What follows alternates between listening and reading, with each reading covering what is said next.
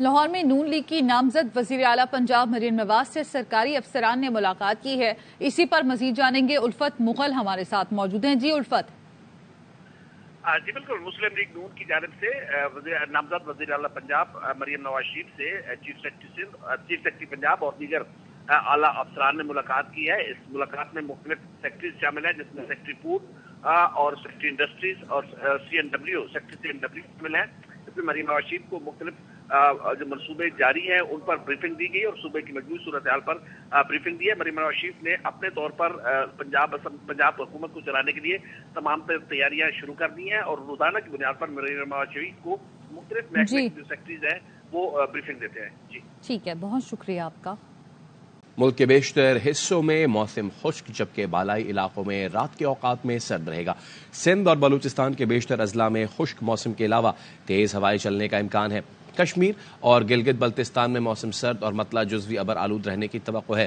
گزشتہ 24 گھنٹوں میں ملک کے بیشتر علاقوں میں موسم سرد و خشک جبکہ بالائی علاقوں میں شدید سرد اور مطلع جزوی ابر آلود رہا. کاکول میں 2 ملی میٹر بارش ریکارڈ کی گئی. آج کم سے کم درجہ حرارت لے میں -12، کالام اور استور -9، اسکردو -6، معلم جبہ، بگروٹ، ہنزا -4، چترال اور دیر میں -3 ڈگری سینٹی گریڈ ریکارڈ کیا گیا.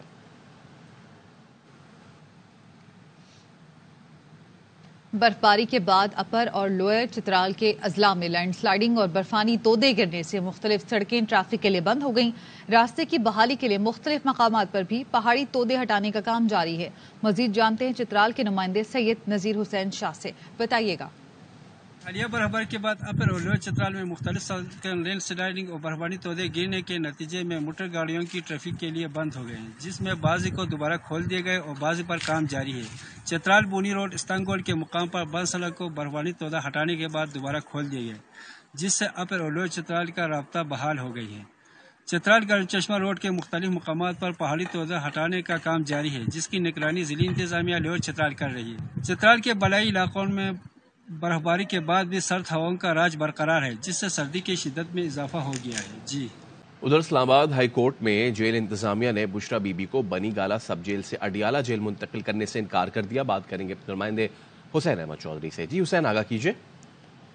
جی دیکھیں, بشرا بی بی اس وقت سب جیل بنی گالہ میں رہ رہی ہیں, وہاں پر منتقل ہوئی تھی اور انہوں نے اڈیالہ جیل منتقلی کی درخواست دی تھی جس پر نوٹس جاری کیا گیا تھا اور آج جیل سپرنٹینڈنٹ کی جانب سے رپورٹ پیش کی گئی ہے اور انہوں نے بشرا بی بی کو سب جیل سے بنی گالہ سب جیل سے اڈیالہ جیل منتقلی پر انکار کر دیا ہے اور انہوں نے اپنی رپورٹ میں کہا ہے کہ سیکورٹی وجوہات کی بنیاد پر بشرا بی بی کو جیل منتقل نہیں کیا جا سکتا. ساتھ ساتھ یہ بھی کہا گیا ہے کہ جو جیل میں کیپیسٹی ہے وہ کم ہے اور جگہ بہت کم ہے کیونکہ 250 کے قریب جو خواتین ہیں وہاں پر آلریڈی موجود ہیں, لہذا بشرا بیوی کو منتقل نہیں کر سکتے. دوسری جانب چیف کمشنر نے اپنی رپورٹ جمع نہیں کروائی جس پر انہوں نے عدالت سے وقت مانگا ہے اور عدالت نے 2 ہفتوں کا وقت دے دیا ہے اور سماعت 2 ہفتوں تک ملتوی کر دی گئی ہے. جی بہت شکریہ حسین احمد چودھری.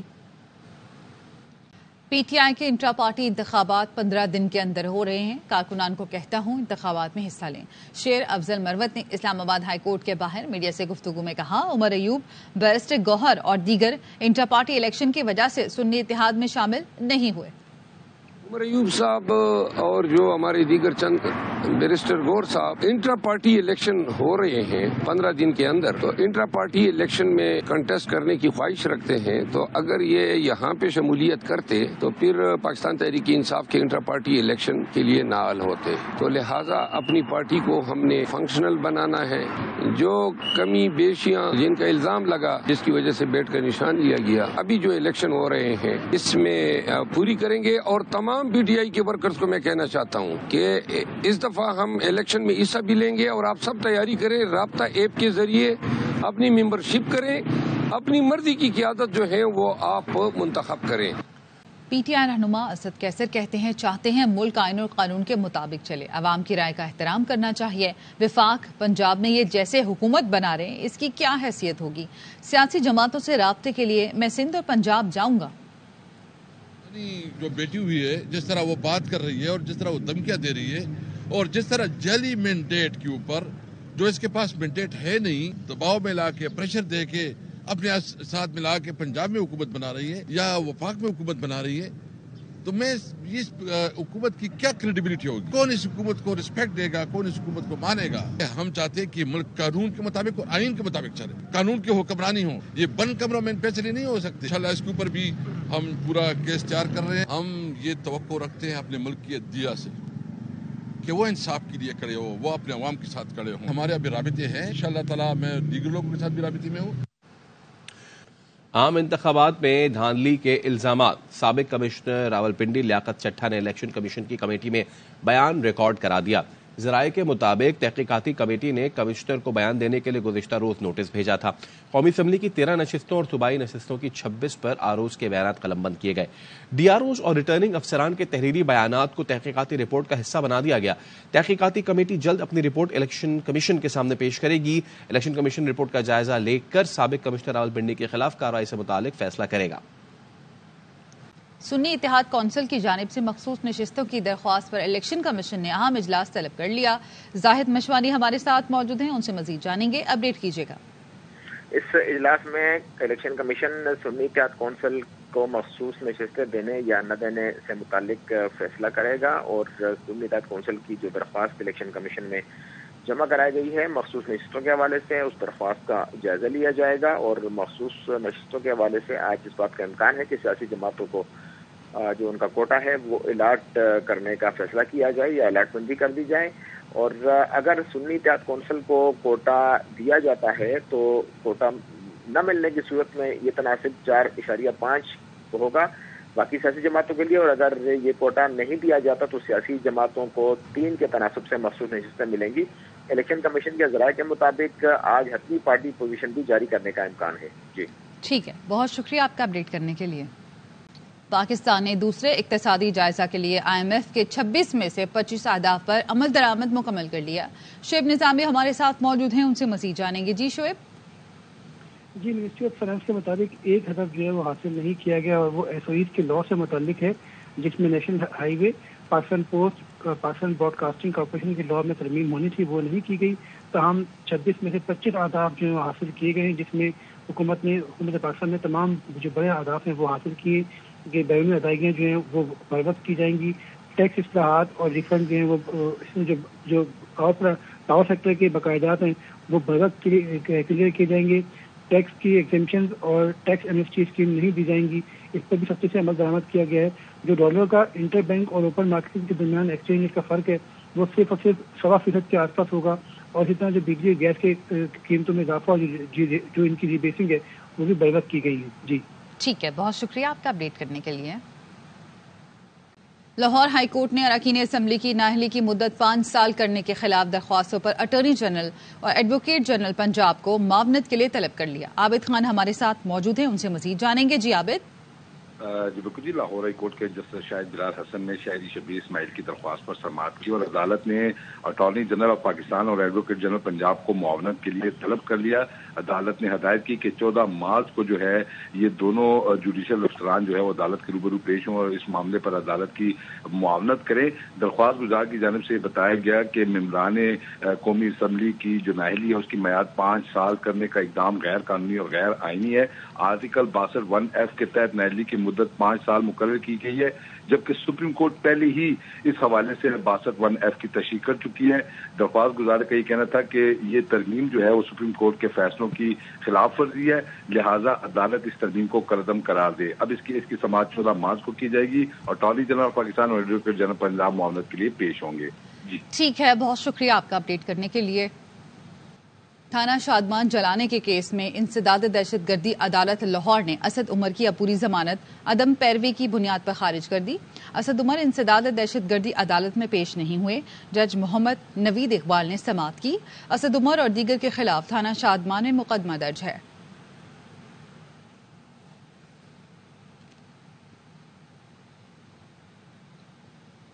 تھانہ شادمان جلانے کے کیس میں انسداد دہشت گردی عدالت لاہور نے اسد عمر کی اپوری ضمانت عدم پیروی کی بنیاد پر خارج کر دی۔ اسد عمر انسداد دہشت گردی عدالت میں پیش نہیں ہوئے۔ جج محمد نوید اقبال نے سماعت کی۔ اسد عمر اور دیگر کے خلاف تھانہ شادمان میں مقدمہ درج ہے۔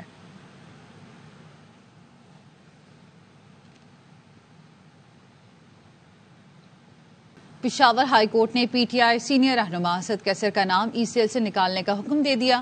عدالت نے 23 جون 2023 کو اسد کیسر کا نام ای سی ایل میں ڈالنے کا آرڈر غیر آئینی قرار دے دیا۔ سماعت کے دوران جسٹس صاحبزادہ اسد اللہ نے پوچھا کہ ان کا نام کب ای سی ایل میں شامل کیا گیا، جس پر وکیل درخواست گزار نے بتایا کہ 23 جون کو ان کا نام ای سی ایل پر ڈالا گیا۔ جسٹس شکیل احمد نے استفسار کیا کہ یہ اب ممبر قومی اسمبلی میں منتخب ہوئے ہیں، جس پر وکیل نے کہا کہ جی یہ ممبر قومی اسمبلی ہیں اور سینئر سیاست دان ہیں۔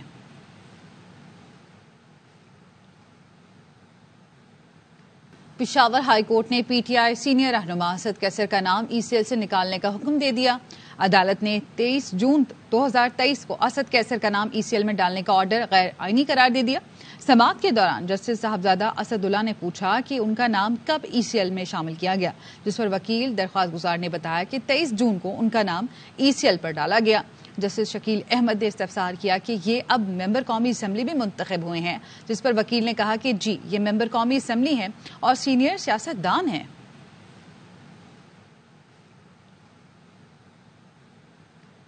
ہیڈ لائنز آپ نے جانی۔ عام انتخابات میں سابق کمشنر راولپنڈی لیاقت چٹھا کی جانب سے دھاندلی کے الزامات۔ سابق کمشنر راولپنڈی لیاقت چٹھا نے الیکشن کمیشن کی کمیٹی میں بیان ریکارڈ کرا دیا۔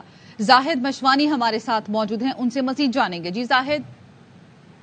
کمیشن نے تحقیقاتی کمیٹی نے سابق کمشنر راولپنڈی کو گزشتہ روز نوٹس جاری کیا تھا، اور آج الیکشن کمیشن کے ذرائع کے حوالے سے یہ بات سامنے آئی ہے کہ سابق کمشنر راولپنڈی نے الیکشن کمیشن کی جو انکوائری کمیٹی تھی اس کے سامنے اپنا بیان ریکارڈ کرا دیا ہے، اور قومی اسمبلی کی نشستوں پر 13 اور صوبائی اسمبلی کی 26 جو نشستوں کے ریٹرننگ افسران تھے ان کے بیانات اس سے قبل قلم بند کرا دیے گئے ہیں، اور ڈی آر اوز اور آر اوز جو ہے وہ تحریری بیانات کمیٹی کی تحقیقاتی رپورٹ کا حصہ بن چکے ہیں، اور یہ رپورٹ الیکشن کمیشن ذرائع کے مطابق جلد پیش کر دی جائے گی۔ 3 دن کا وقت دیا گیا تھا، تاہم سابق کمشنر راولپنڈی کی جو اصل جو ان کی کا بیان ہے اس کو دیکھ کر اب کمیشن جو ہے وہ فیصلہ کرے گا کہ کیا کارروائی کی جا سکتی ہے۔ جی ٹھیک ہے، بہت شکریہ آپ کا اپڈیٹ کرنے کے لیے۔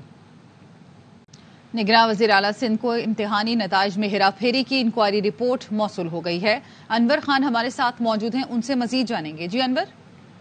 جی دیکھیں، محکمہ یونیورسٹی اینڈ بورڈ کی جانب سے جو ہے وہ حتمی رپورٹ جاری کر دی گئی ہے۔ نگراں وزیر اعلیٰ جو کہ اس وقت کمپیٹنٹ اتھارٹی بھی ہیں سندھ کے تمام تعلیمی بورڈ کی اور کے ساتھ ساتھ جامعات کی بھی، تو صورتحال یہ ہے کہ اب تک کی جو رپورٹ سامنے آئی ہے اس کے مطابق رپورٹ میں یہ کہا گیا ہے کہ میٹرک کے امتحانات کے حوالے سے controller, deputy controller, assistant controller, I T team سب غیر ذمہ دار پائے گئے ہیں۔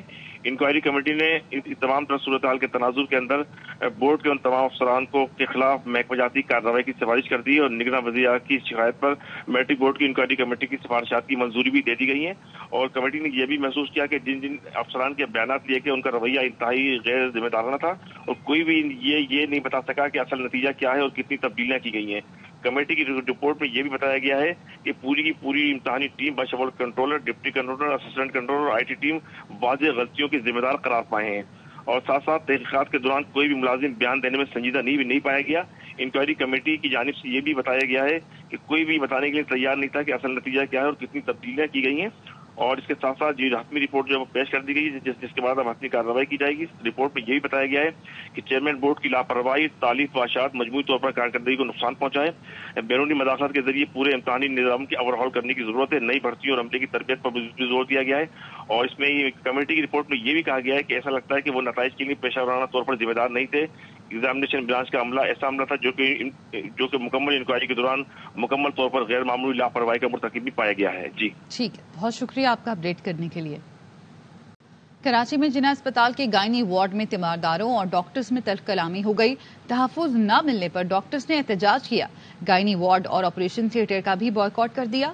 ڈاکٹرز کا کہنا تھا کہ درجنوں تیمارداروں نے ڈاکٹرز کو ہراساں کیا، ملوث افراد کے خلاف مقدمہ درج کیا جائے۔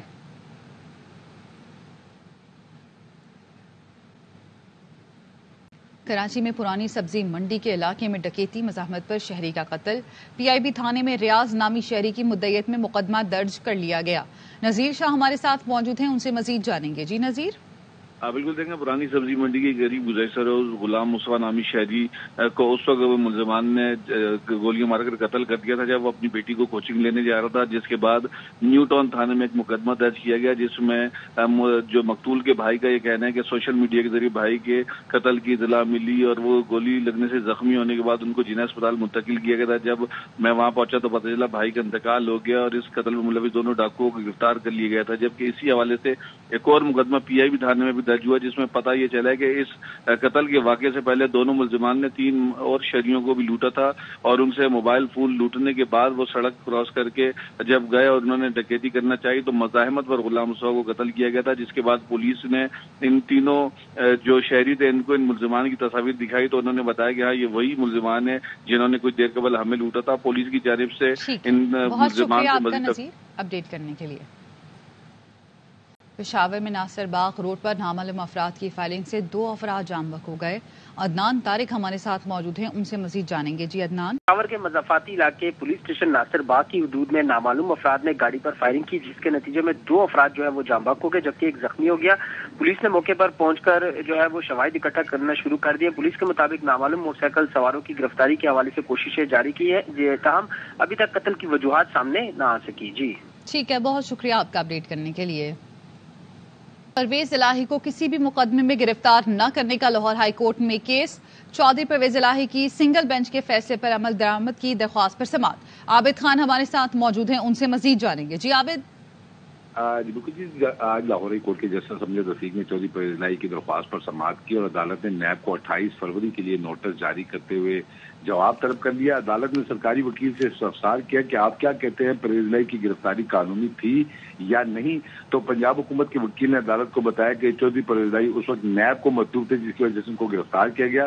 اس پر عدالت نے قرار دیا کہ پھر ہم نیب کو نوٹس جاری کر سکتے ہیں۔ پرویز الہی کے وکیل نے عدالت سے استدعا کی کہ کیس اہم نوعیت کا ہے، لہٰذا سے جلد سماعت کے لیے رکھا جائے۔ تو فاضل جج نے ریمارک دیے کہ اگر عدالت گرفتاری کو غیر قانونی بھی قرار دے دیتی ہے تو چیزیں بہت آگے نکل گئی ہیں، لہٰذا اب اس کیس کی سماعت جو ہے وہ روٹین کے مطابق کی جائے گی۔ پرویز الہی کی جانب سے عدالت کو یہ بتایا گیا کہ سیاسی بنیادوں پر کیسز بنائے جا رہے ہیں، ایک مقدمے کے بعد دوسرے میں گرفتار کر لیا جاتا ہے۔ ہائی کورٹ نے حکم دیا کہ پرویز الہی کو کسی مقدمے میں گرفتار نہ کیا جائے، مگر اس کے باوجود جو ہے انہیں گرفتار کیا گیا، لہٰذا عدالت سنگل بینچ کے حکم پر عمل درآمد کے احکامات جاری کرے۔ اب اس کیس کی مزید سماعت جو ہے وہ 28 فروری کو کی جائے گی اور عدالت نے نیب سے جواب طلب کر لیا ہے۔ ٹھیک ہے، بہت شکریہ آپ کا اپڈیٹ کرنے کے لیے۔